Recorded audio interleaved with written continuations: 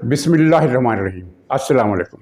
नाज़रीन, चंद घंटों में पीटीआई ने वो मैदान हमवार कर दिया है जिसके बाद इस जमात को कलअदम करार देने का रास्ता हमवार हो गया, और मेरा ख़्याल है, गुमान है और बहुत ज़्यादा इम्कानात हैं कि इस पार्टी को कलअदम कर दिया जाएगा, क्योंकि जो कुछ चंद घंटों के दौरान हुआ है और जिस तरह के नारे लगे हैं, जिस तरह की तकरीरें की गई हैं, उसने इस जमात का मुल्क दुश्मन एजेंडा किसी शक व शुबा के बगैर साबित कर दिया है। नाज़रीन, दो बातें हुई हैं, एक तवक्को के मुताबिक हुई है और एक तवक्को के ख़िलाफ़ हुई है, अवामी तवक्को के ख़िलाफ़। इंटेलिजेंस इदारों को शायद इसका अंदाज़ा था। तवक्को के मुताबिक जो बात हुई है वो ये है कि इमरान खान की गिरफ़्तारी पर लोग ज़्यादा तादाद में सड़कों पर नहीं आएंगे, और वो आपने देख लिया, पूरा मुल्क खुला हुआ है, बाज़ार खुले हुए हैं। इनके जो एहतजाजी मुजाहरे हुए हैं उनमें गिनती के लोग थे। लाहौर में 150, 200, 300 मिलाकर, लिबर्टी और कैंट पर ये 250-300, इसी तरह इतने ही, इससे भी कम पिंडी में, और इससे भी कम कराची में, मर्दान में कुछ 200-250, फैसलाबाद में कुछ चंद सौ, इसी तरह सरगोदा में। लेकिन दूसरी बात जो तवक्को के ख़िलाफ़ हुई है, अवामी तवक्को के ख़िलाफ़, वो ये थी कि इन्होंने छावनियों पर हमले किए हैं, और इसके बारे में अब ये पता चला है कि ये इनका पहले से प्लान था कि अगर इमरान खान को गिरफ़्तार किया जाता है तो किसने क्या करना है। चुनांचे फ़ौरी तौर पर तयशुदा मनसूबे के तहत ये लोग छावनियों की तरफ गए और उन्होंने हमले किए, जिसका जिक्र थोड़ा आगे चलकर मैं करूँगा। लेकिन ये मैं बता दूं कि ये गिरफ़्तारी के मौके पर क्या हुआ। ये बताने की ज़रूरत नहीं कि ये कोई छोटा केस नहीं है, बहुत बड़ा केस है। बज़ाहिर तो ये केस इस चीज़ का है कि इमरान खान और उसकी बीवी पिंकी जादूगरनी ने 6-7 अरब रुपए की रिश्वत ली मलक रियाज से। और हाँ, ज़मीनी तौर पर ये मैं बता दूं कि मलक रियाज या गिरफ़्तार होगा या गवाह बनेगा। इस केस में ये तकरीबन डन हो गया है। लेकिन मसला सिर्फ 7 अरब रुपए रिश्वत लेने का नहीं है, ये कौमी ख़जाने की लगभग 70 अरब रुपए की रकम जो बनती है डॉलरों के और पाउंड के हिसाब से, जो जिसकी मालियत इस वक्त 70-75 अरब रुपए बनती है, वो रकम, इतनी बड़ी रकम की खुर्द बुर्द का केस है। वो रकम सरकारी ख़जाने में आनी चाहिए थी, वो पाकिस्तान की कौमी ख़जाने की रकम थी जो इमरान खान ने मलक रियाज को दे दी नाजायज़ तौर पर, और सुप्रीम कोर्ट की मिली भगत से ये काम हुआ। और उसके बाद उसकी इवज़ इन्होंने 7 अरब रुपए की रिश्वत वसूल की। और ये दो केस है, एक केस नहीं है, दोनों केस चलेंगे और ये बहुत बड़ा केस है। अब इसमें इमरान खान को गिरफ़्तारी का ख़तरा तो था, यकीन नहीं था। जब उसने लाहौर से चलते हुए ये बयान दिया था कि मैं गिरफ़्तारी के लिए तैयार हूँ, तो उसके लहजे से साफ ज़ाहिर था कि उसे पता है कि मुझे गिरफ़्तार नहीं होने दिया जाएगा। मुतल्लका मुनसिफ़ों से बात हो चुकी थी और ज़मानत हो जानी थी। नैब ने जो एक्शन किया उसे एक किस्म का कमांडो एक्शन कह सकते हैं। मसलन ये इतला पहले फैलाई गई कि इमरान खान को जो प्लाज़ा है, टोल प्लाज़ा, उस पर गिरफ़्तार किया जाएगा, लेकिन वहाँ उसको नहीं गिरफ़्तार किया, जिसके बाद इमरान खान को क्लैरिटी होगी कि मुझे गिरफ़्तार नहीं किया जाएगा। ये high court, Islamabad high court में पहुँचा, जहाँ वो ये बायोमेट्रिक का एक सेक्शन होता है जो इहाता अदालत में शुमार नहीं किया जाता, वहाँ ये पहुँचा, बैठा, और इसी दौरान रेंजर्स आ गए, जिनको देखकर इमरान खान के बॉडीगार्ड्स ने दोनों दरवाजे अंदर से बंद कर लिए। तो रेंजर खुलवाने की कोशिश करते रहे। इस दौरान इमरान खान के गार्डों ने बाहर, दूसरी तरफ से जो बाहर खड़े थे, जो अंदर खड़े थे, उन्होंने गुंडागर्दी की और वो शीशे टूटे और रेंजर्स अंदर दाखिल हो गए। असल तमाशा इसके बाद होता है, जब एक दरवाज़ा खुला तो जैसे ही रेंजर अंदर दाखिल हुए, इमरान खान अपनी बाल्टी को ठोकर मारकर और व्हील चेयर को छोड़कर भागा। और ये वहाँ के एनी शाहिदी ने बताया कि वहाँ भागा और दूसरे दरवाजे की तरफ, जहाँ रेंजर्स मौजूद नहीं थे, उसने दौड़ लगाई ताकि इसे खोलकर बाहर निकल जाऊँ। ज़ाहिर है बाहर कारकुनों का एक हजूम था, कोई दर्जनों के हिसाब से लोग थे, हज़ारों या सैकड़ों के हिसाब से लोग नहीं थे। और ये भी एक अजीबोगरीब बात है कि पहली मरतबा इमरान खान की अदालत पेशी पर हज़ारों भी नहीं, सैकड़ों भी नहीं, दर्जनों के, 100-50 लगा लें। तो उसका ख्याल था कि मैं उन कारकुनों के हजूम में घुस जाऊंगा तो फिर मुझे पकड़ना ज़रा मुश्किल हो जाएगा। लेकिन एक रेंजर ने, सिपाही ने, जिसकी रफ्तार इमरान खान से ज़्यादा निकली, उसने लपक कर वो दरवाज़ा बंद कर दिया, जिसके बाद इमरान खान वापस अपनी व्हील चेयर पर आकर बैठ गया। रेंजर्स ने उसे कहा कि हम आपको गिरफ़्तार करने आए हैं, तो उसने कहा कि मैं गिरफ़्तारी नहीं दूंगा। اس کا خیال تھا کہ یہ شاید اس دوران کوئی عدالت سے حکم آ جائے گا کہ مجھے گرفتار نہ کیا جائے، لیکن رینجرز نے اسے اٹھایا، کالر سے پکڑ کر، گریبان سے پکڑ کر اٹھایا اور کہا کہ نکلو چلو. تو جناب یہ اس نے ان کے ساتھ چل پڑا، یعنی وہ اس کا لنگڑا پن بھی ختم ہو گیا. وہ جو ٹوپا اس نے پہنا ہوتا ہے بالٹی، وہ جو اس نے عدالت میں جاتے ہوئے پہننی تھی وہ بھی وہی چھوڑ گیا. وہ رینجرز والوں نے بعد میں نیچے سے اٹھا کر، زمین سے اٹھا کر، یہ زمین پر گرا گیا تھا تو زمین سے اٹھا کر کرسی پر رکھی، اس کی تصویر بھی آپ نے نیٹ پر دیکھی ہوگی، اور اس کو گرفتار کر کے لے گئے. اس کے بعد اسلام آباد ہائی کورٹ نے جس طرح کی پھرتی دکھائی وہ تو کمال تھی کہ 15 منٹ کے اندر اندر حاضر ہو، ورنہ وزیر اعظم کو طلب کروں گا، ورنہ پتہ نہیں کیا کر ڈالوں گا، ملک پر وہ اپنی حکومت قائم کر دوں گا، کیا کر دوں گا. وہ خیر الگ قصہ ہے. تو اس کے بعد پھر ہنگامے اور مظاہرے شروع ہو گئے.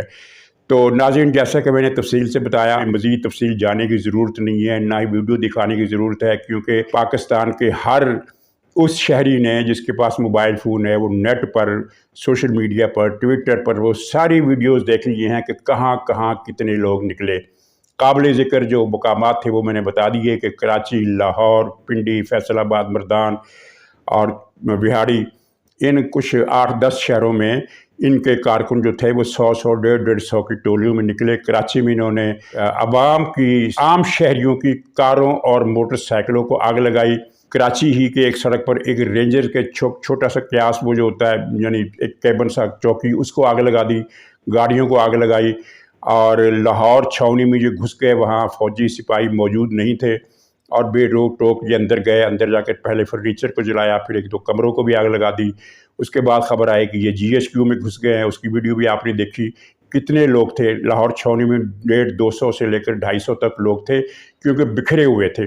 اور GHQ پر جن لوگوں نے حملہ کیا وہ ان کی تعداد تو 100 بھی نہیں تھی. اسی طرح کوہاٹ چھاؤنی پر سرگودا میں انہوں نے ایئر فورس کا ایک جو ڈمی جہاز ہوتا ہے لکڑی کا یا مسالے کا بنا ہوا، یعنی اوریجنل جہاز نہیں، تو اس کو انہوں نے آگ لگا دی، جو ایک ٹوکن کے طور پر، ایک نشانی، ایک علامت کے طور پر، ایئر فورس کی نشانی کے طور پر ایک باہر لگایا تو اس کو جلا دیا. اور پھر انہوں نے ایک وہاں یادگار تھی شہید سپاہیوں کی، یعنی جو ایئر فورس کے شہید سپاہی تھے، اس کو توڑا. اور وہ جن شہید سپاہیوں کی یہ تصویریں غالباً 1965 کی جنگ کے ایئر فورس کے جوانوں کی تھی، انہوں نے ان کی تصویروں کو بھی پھاڑ کر نیچے پھینک دیا، ختم کر دیا. یعنی وہ تصویریں پینٹنگ سی، وہ پینٹنگ کو کھاڑی اور نیچے گرا دی. اچھا، اس کے علاوہ انہوں نے ایک کلمہ طیبہ کا جو بورڈ لگا ہوتا ہے اپنے رستے میں، دو چھوٹے راڈ یا چھوٹے چھوٹے کھمبے کھڑے کر کے ان کے اوپر ایک بورڈ لگا ہوتا ہے، نمایاں بورڈ ہوتا ہے، اس پر کلمہ طیبہ لکھا ہوا تھا. انہوں نے اسے توڑ کر چکنا چور کر دیا اور اس کلمہ طیبہ کو نیچے زمین پر گرا دیا، بھسم کر دیا. تو یہ تو ان کی وارداتیں تھی مین. اس کے علاوہ انہوں نے چھوٹے موٹے کام کیے، کوئی بڑا کام ان سے نہیں ہو سکا. حاضری بہت کم تھی، لیکن ٹرینڈ دہشت گرد تھے، جن میں ایک وہ احسان حسان نیازی بھی ایک گنڈا، مشہور گنڈا لاہور کا، وہ بھی شامل تھا. یہ کچھ بڑا کام اس کے علاوہ نہیں کر سکے. یہ جو GHQ پر حملہ ہے، لاہور چھاؤنی پر حملہ ہے، یہ اپنی ذات میں یعنی بطور خود ایک بہت بڑا واقعہ ہے. لیکن اس میں جو بات غور کرنے کی ہے وہ یہ ہے کہ ان کی مزاحمت نہیں کی گئی، ورنہ کور کمانڈر کے گھر پر حملہ کرنا ممکن نہیں ہے. یہ ایک گویا کہ انہوں نے ایک پالیسی اختیار کی کہ ہم نے ابھی ان کو نہیں روکنا، یہ دیکھتے ہیں کہ یہ کس حد تک جاتے ہیں، اور وہ اس حد تک چلے گئے جس حد تک انہیں نہیں جانا چاہیے تھی. اس موقع پر جو تقریریں کی گئی اور نعرے، ان کا خلاصہ یہ تھا کہ ہم نے اب اس فوج کو نہیں چھوڑنا، اس فوج کو ختم کرنا ہے. یہ فوج، گالیاں بھی دی انہوں نے، اور اس فوج سے اب نجات حاصل کرنی ہے، یعنی اس فوج کو سرے سے ختم ہی کر دینا ہے. ہاں، مردان چھاؤنی میں انہوں نے گیٹ پر حملہ کیا، وہاں یہ فوجیوں کے پتلے بنا کر لے گئے تھے، بھوس کے بنے ہوئے پتلے، ان کو فوجی وردی بنائی گئی تھی، اور وہ وردی جو تھی پہنا کر اس کو علامتی فوجی کا روپ دیا گیا، اور پھر ان فوجیوں کو، ان ڈمیوں کو نظر آتش کیا گیا علامتی طور پر.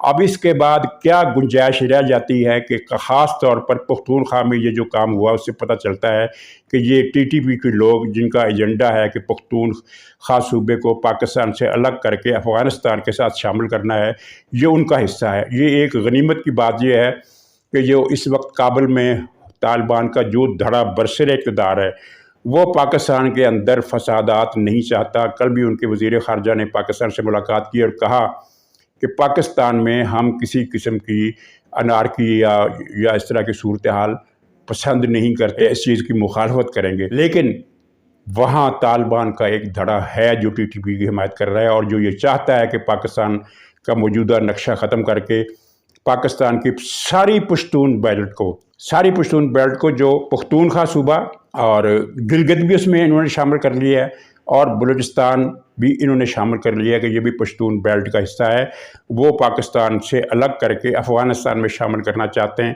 یہ دھڑا چھوٹا ہے لیکن ہے، اس کا مطلب ہے کہ خطرے کی بات پاکستان کے لیے موجود ہے، اگرچہ ہم اسے فوری طور پر بہت بڑا خطرہ نہیں کہہ سکتے لیکن اسے بہت چھوٹا خطرہ بھی نہیں کہا جا سکتا۔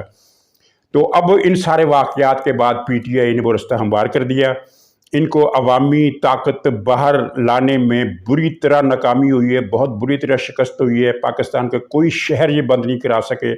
یہ جھوٹا پروپیگنڈا انہوں نے سوشل میڈیا پر ضرور کیا کہ فیصل آباد بند ہو گیا، وہاڑی بند ہو گیا، حالانکہ ہوا یہ تھا کہ جہاں سے ان کے مسلح جتھے 15-20 آدمی، آپ نے دیکھا ہوگا کہ 15-20 آدمی ڈنڈے لے کر کسی بازار میں نکل جائیں تو فوری طور پر کوئی بھی ان کی مزاحمت نہیں کرتا، سب کو اپنے کاروبار عزیز ہوتا ہے، کیونکہ یہ کسی بھی دکان میں اگر گھس جائیں تو چند منٹ میں لاکھوں کا نقصان کر دیتے ہیں، یعنی تاجر کی دنیا ہی برباد کر دیتے ہیں۔ تو جب 15-20 آدمیوں کا مسلح ڈنڈے لے کر جتھا نکلتا ہے تو بازار بند ہو جاتا ہے، اور جب جتھا گزر جاتا ہے تو بازار کھل جاتا ہے۔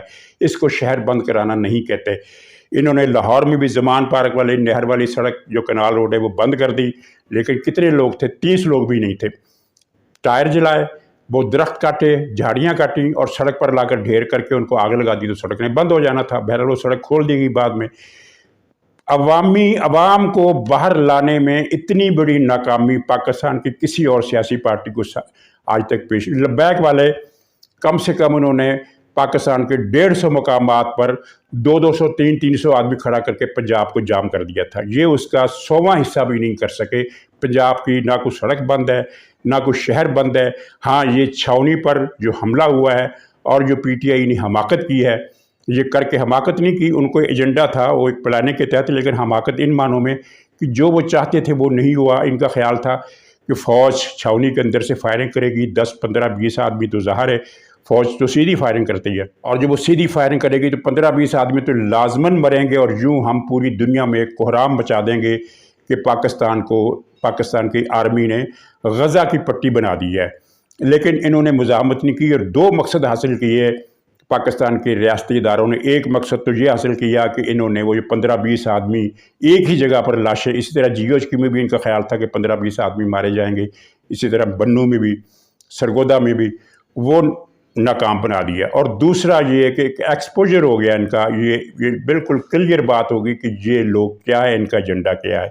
اب اس بڑی ناکامی کے بعد اس وقت رات ہے اور اندازہ ہے، خبریں ہیں کہ کسی وقت بھی بہت بڑا کریک ڈاؤن ہوگا، اور وہ ان تمام افراد کی ویڈیو بہت کلیئرٹی کے ساتھ، بڑے ایچ ڈی کیمروں کے ساتھ ان کی تصویریں ریکارڈ ہوئی، جنہوں نے چھاؤنی پر حملہ کیا، جنہوں نے جی ایچ کیو پر حملہ کیا، جنہوں نے مردان چھاؤنی پر حملہ کیا، اور جنہوں نے ایئر فورس بیس پر حملہ کیا۔ چاروں مقامات کی ایچ ڈی تصویریں موجود ہیں، وہ سارے لوگ پکڑے جائیں گے۔ پی ٹی آئی کے لیڈر جو ہیں وہ روپوش ہو گئے ہیں، لیکن ان کی بھی جہاں جس آدمی کی انٹیلیجنس ملے گی اسے پکڑا جائے گا، اور اس کے بعد اگلی کارروائی کی جائے گی۔ اور اگر اس وقت وہ جو ٹرکوں والے اڈے ہیں انہوں نے کوئی گڑبڑ کرنے کی کوشش کی تو پھر ایمرجنسی کا نفاذ یقینی ہے۔ اگر انہوں نے اس وقت تعاون کیا تو ایمرجنسی نہیں لگے گی، اگر تعاون نہیں کیا تو پھر ایمرجنسی لگے گی، اور وہ بھی اس حلے میں ان کا بھی بولو رام ہو جائے گا۔ تو ناظرین، یہ جو اس وقت رات چل رہی ہے یہ خاصی اہم ہے، اور کل تک یہ مسئلہ بڑا کلیئر ہو جائے گا۔